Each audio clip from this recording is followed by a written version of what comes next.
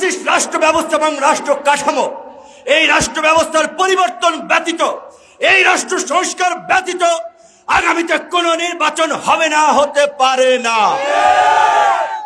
আমাদের প্রবীণ সাংবাদিক শফিকুর রহমান যেমনটি বলেছিলেন, আপনারা ডক্টর ইউনূসকে যেতে দিবেন না। আমরা এই চট্টগ্রামের গণ অধিকার পরিষদ সহ অন্যান্য রাজনৈতিক দলের নেতৃবৃন্দ, রাজনৈতিক সচেতন মানুষকে বলতে চাই, রাজনৈতিক দলের নেতাদের আমরা 53 বছর দেখেছি। কাজী আমরা অন্তত আর 2-1 বছর প্রফেসর মোহাম্মদ ইউনূসের নেতৃত্বাধীন অন্তর্বর্তীকালীন সরকারকে আমরা দেখি কি করে।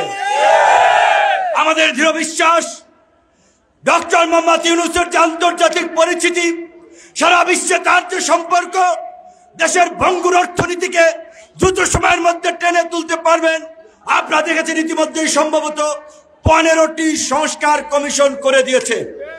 নির্বাচন, সংবিধান, বিচার ব্যবস্থা, প্রশাসন, যেই সংস্কার ছিল এই গণ আন্দোলনের জন আকাঙ্ক্ষা, সেই সংস্কার ব্যতীত কোন নির্বাচন হবে না। অবশ্যই সরকারকে ক্ষমতায় থাকার প্রশ্নে আমরা ব্ল্যাঙ্ক চেক দেব না। পরিষ্কারভাবে সরকারকে আমরা বলে দিতে চাই, আমরা আপনাদের পারফরমেন্স বেস অটো রিনিউয়াল সময় দেব। অর্থাৎ আপনারা ভালো কাজ করবেন, আমাদের সমর্থন পাবেন। গণবিরোধী কর্মকাণ্ড করলে, জনগণের বিরুদ্ধে অবস্থান নিলে 1 সেকেন্ডও সময় নেব না আপনাদের বিরুদ্ধে। আমরা রিফর্ম এবং রিকনসিলিয়েশন চাই।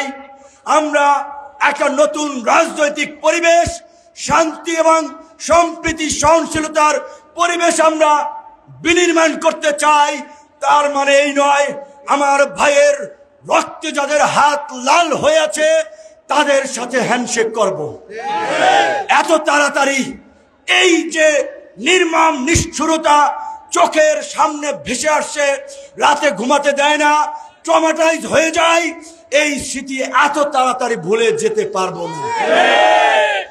কাজেই সকল রাজনৈতিক দলগুলোর প্রতি বিনয়ের সাথে হাত জোড়ে আহ্বান জানাবো, যার যার রাজনীতি করুন, আওয়ামী লীগের প্রশ্নে আপনাদের অবস্থান পরিষ্কার করুন। ভুলে যাবেন না 15-16 বছর ধরে রাজনৈতিক দলগুলো চেষ্টা করেছিল, হালে পানি পায় নাই।